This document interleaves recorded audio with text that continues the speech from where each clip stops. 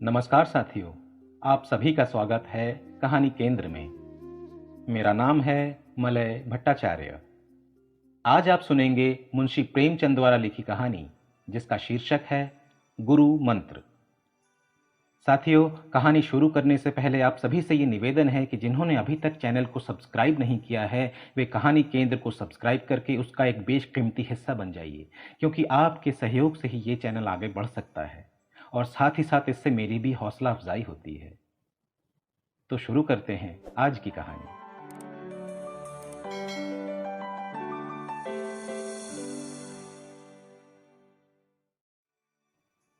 घर के कलह और निमंत्रणों के अभाव से पंडित चिंतामणि जी के चित्त में वैराग्य उत्पन्न हुआ और उन्होंने संन्यास ले लिया। तो उनके परम मित्र पंडित मोटेराम शास्त्री जी ने उपदेश दिया।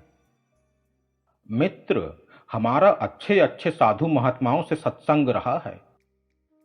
ये जब किसी भले मानस के द्वार पर जाते हैं तो गिड़गिड़ा कर हाथ नहीं फैलाते और झूठ मूठ आशीर्वाद नहीं देने लगते कि नारायण तुम्हारा चोला मस्त रखे, तुम सदा सुखी रहो। ये तो भिखारियों का दस्तूर है।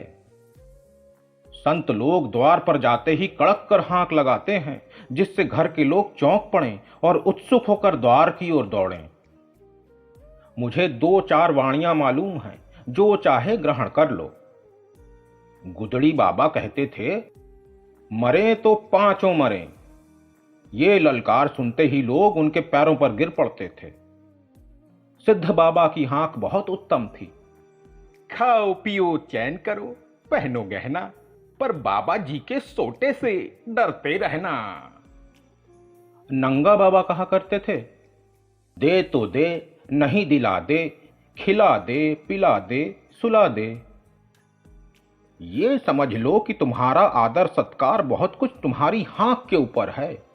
और क्या कहूं, भूलना मत, हम और तुम बहुत दिनों साथ रहे, सैकड़ों भोज साथ खाए। जिस नेवते में हम और तुम दोनों पहुंचते थे तो लाग डांट से 1-2 पत्तल और उड़ा ले जाते थे। तुम्हारे बिना अब मेरा रंग न जमेगा। ईश्वर तुम्हें सदा सुगंधित वस्तु दिखाए।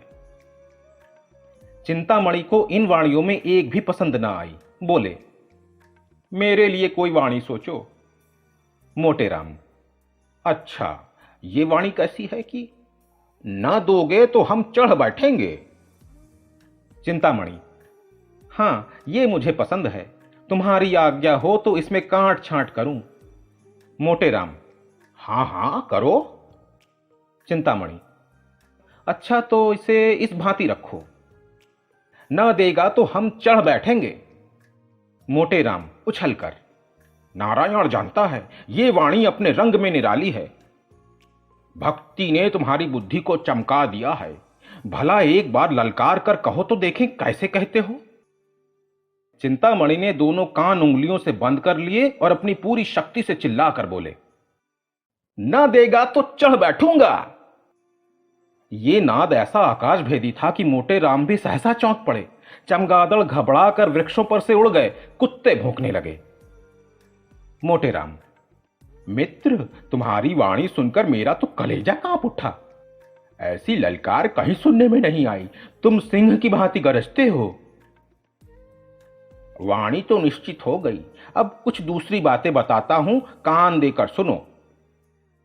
साधुओं की भाषा हमारी बोलचाल से अलग होती है। हम किसी को आप कहते हैं, किसी को तुम। साधु लोग छोटे बड़े, अमीर गरीब, बूढ़े जवान सबको तू कहकर पुकारते हैं। माई और बाबा का सदैव उचित व्यवहार करते रहना। ये भी याद रखो कि सादी हिंदी कभी मत बोलना, नहीं तो मरम खुल जाएगा। टेढ़ी हिंदी बोलना। ये कहना कि माई मुझको कुछ खिला दे, साधु जनों की भाषा में ठीक नहीं है। पक्का साधु इसी बात को यूं कहेगा, माई मेरे को भोजन करा दे, तेरे को बड़ा धर्म होगा। चिंता, मित्र, हम तेरे को कहां तक जसगावें, तेरे ने तो मेरे साथ बड़ा उपकार किया है। यूं उपदेश देकर मोटेराम विदा हुए। चिंतामणि जी आगे बढ़े तो क्या देखते हैं कि एक गांजे भांग की दुकान के सामने कई जटाधारी महात्मा बैठे हुए गांजे में दम लगा रहे हैं। चिंतामणि को देखकर एक महात्मा ने अपनी जयकार सुनाई। चल चल, जल्दी लेके चल, नहीं तो अभी करता हूं बेकल।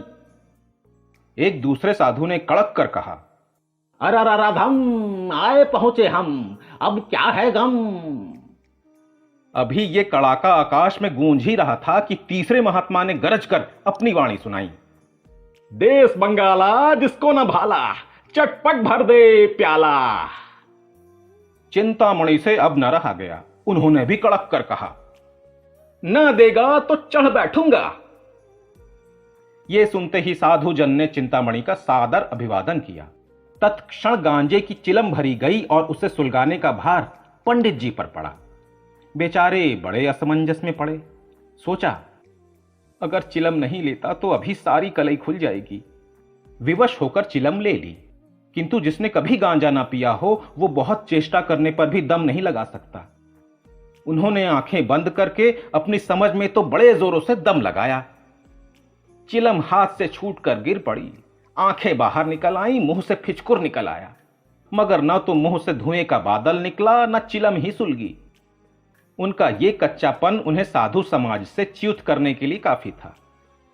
2-3 साधु झल्लाकर आगे बढ़े और बड़ी निर्दयता से उनका हाथ पकड़कर उठा लिया। एक महात्मा, तेरे को धिक्कार है। दूसरे महात्मा, तेरे को लाज नहीं आती, साधु बना है मूर्ख।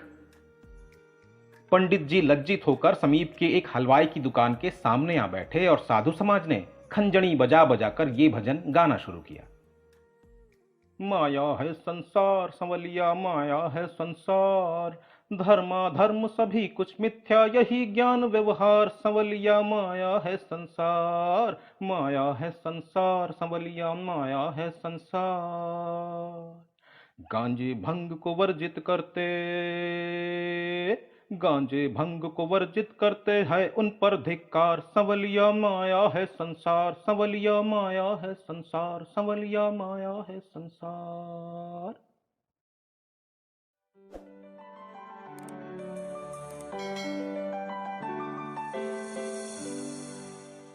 साथियों, अभी आप सुन रहे थे मुंशी प्रेमचंद की लिखी कहानी गुरु मंत्र। ये कहानी आपको कैसी लगी मुझे कमेंट सेक्शन में बताइएगा। अच्छी लगने पर इसे लाइक और अपने जानने वालों में शेयर करिएगा ताकि वे भी इसका आनंद उठा सकें। और नई कहानियों को समय पर सुनने के लिए बेल आइकन को प्रेस करके ऑल पर सेट कर दीजिए। आप सभी का हृदय से धन्यवाद।